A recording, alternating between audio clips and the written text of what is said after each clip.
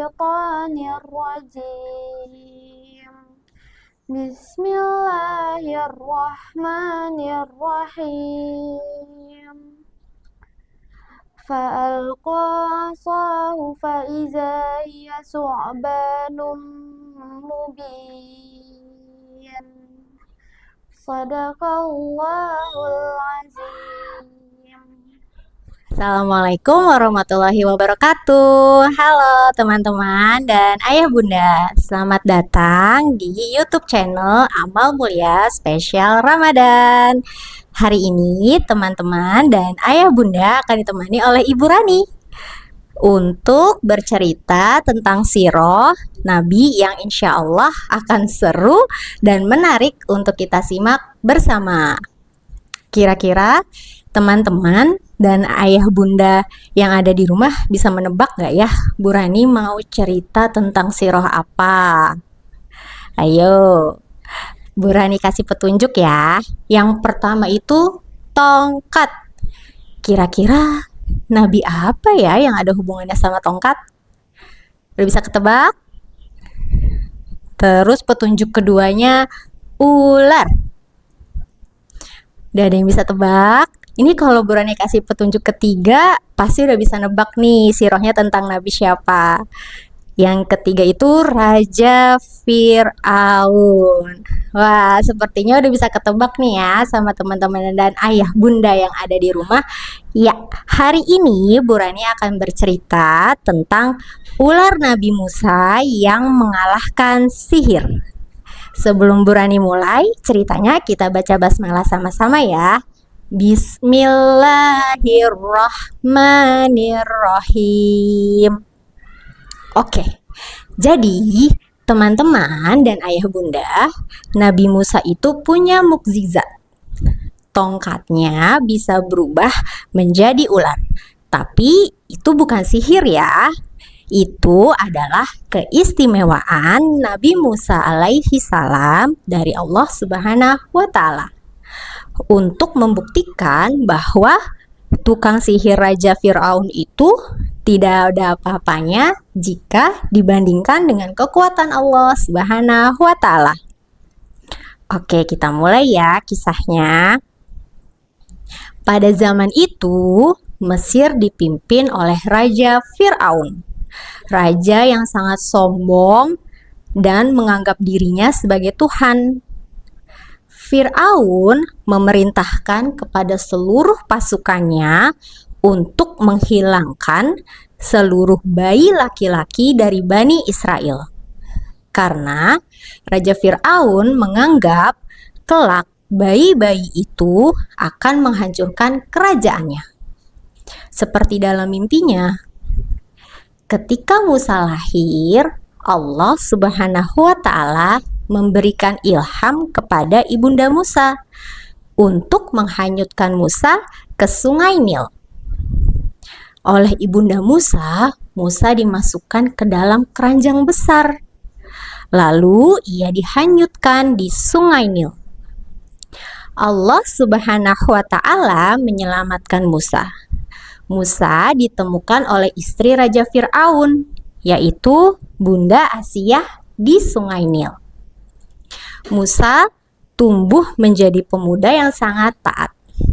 Suatu hari, Musa melihat ada keributan antara kaum Mesir dan Bani Israel. Musa mencoba merelainya, tetapi tidak sengaja Musa memukul orang Mesir tersebut, lalu hingga meninggal. Musa menyesali perbuatannya. Ia pun memohon ampun kepada Allah atas perbuatannya. Tetapi Raja Fir'aun mengetahui hal tersebut. Ia sangat marah dan memerintahkan pasukannya untuk menangkap Musa. Musa melarikan diri. Ia pergi ke kota Madian. Di sana ia bertemu dengan Nabi Syuaib. Singkat cerita, di Bukit Tursina, Allah mengangkat Musa menjadi nabi. dan memberikannya mukjizat berupa tongkat yang bisa berubah menjadi ular yang sangat besar. Nabi Musa dan sepupunya Nabi Harun mendatangi Fir'aun. Beliau berkata kepada Fir'aun, "Wahai Fir'aun, aku utusan Allah.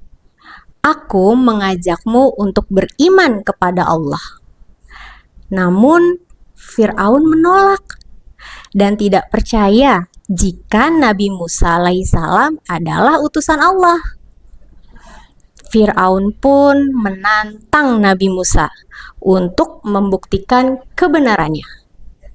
Dengan sombong, Raja Fir'aun berkata, "Jika benar kamu adalah utusan Allah, lawanlah ahli sihir di istanaku." Lalu para ahli sihir istana berdatangan atas panggilan Raja Fir'aun. Mereka membawa tali temali dan tongkat yang akan dipakai untuk melawan Nabi Musa. "Hai Musa, siapakah yang akan menunjukkan kemampuannya terlebih dahulu?" tanya para ahli sihir. Dengan tenang Nabi Musa menjawab, "Silahkan kalian semua yang memulainya lebih dahulu." Maka seluruh ahli sihir istana melemparkan tali dan tongkatnya. Dan dengan tiba-tiba temali dan tongkat para penyihir berubah menjadi ular-ular kecil yang merayap dengan cepat. Tapi tahukah kamu, sebenarnya itu bukanlah ular sungguhan. Itu yang dinamakan sihir. Atas perintah Allah, Nabi Musa kemudian melemparkan tongkatnya. Yang ia pegang setelah tongkat yang ia lemparkan lalu berubah menjadi ular yang sangat besar. Ular besar itu lalu memakan ulat-ulat kecil para penyihir. Semua orang terkejut dan juga merasa takut. Para ahli sihir tahu bahwa ular besar itu adalah ular sungguhan. Maka ketika melihat kejadian tersebut, para ahli sihir bersimpuh di depan hadapan Nabi Musa dan berkata, "Ya Musa, kami percaya akan kekuatanmu. Maka dari itu kami akan beriman kepada Tuhanmu, yaitu Allah Subhanahu wa Ta'ala." Seluruh penyihir Raja Fir'aun akhirnya beriman kepada Allah dan mengikuti apa yang diperintahkan oleh Nabi Musa dan Nabi Harun. Melihat kejadian itu, Raja Fir'aun sangat marah. Raja Fir'aun memerintahkan pasukannya untuk menangkap Nabi Musa dan pengikutnya. Pada saat itu Nabi Musa kebingungan apa yang harus dia lakukan. Lalu Allah memberikan perintah kepada Nabi Musa, "Ya Musa, ketuklah tongkatmu ke Laut Merah tersebut." Lalu Nabi Musa mengetukkan tongkatnya ke Laut Merah dan terbelahlah Laut Merah, sehingga Nabi Musa dan para pengikutnya bisa melewati laut yang begitu luas. Namun Raja Fir'aun tidak berhenti sampai situ. Dia berusaha mengejar Nabi Musa dan pengikutnya. Namun ketika Nabi Musa dan pengikutnya sudah sampai ke tepian, Laut Merah kembali bersatu. Raja Fir'aun dan pasukannya akhirnya tenggelam. Nah, demikian ceritanya dari Bu Rani. Kira-kira teman-teman dan ayah bunda bisa mengambil hikmahnya apa ya dari cerita yang Bu Rani bacakan? Kalau menjadi manusia itu kita tidak boleh apa ya teman-teman? Kalau dari ceritanya kan Raja Fir'aun tuh menganggap dirinya Tuhan. Kalau menganggap dirinya Tuhan itu sikapnya bagaimana ya? Iya benar, sombong. Jadi hikmah yang bisa kita ambil dari cerita ini adalah kita sebagai manusia tidak boleh sombong dan jadilah anak-anak yang berhati berbakti baik dan selalu taat kepada Allah. Semoga cerita yang hari ini Burani bawakan bisa bermanfaat untuk teman-teman dan ayah bunda yang ada di rumah. Cukup sekian, terima kasih. Wassalamualaikum warahmatullahi wabarakatuh.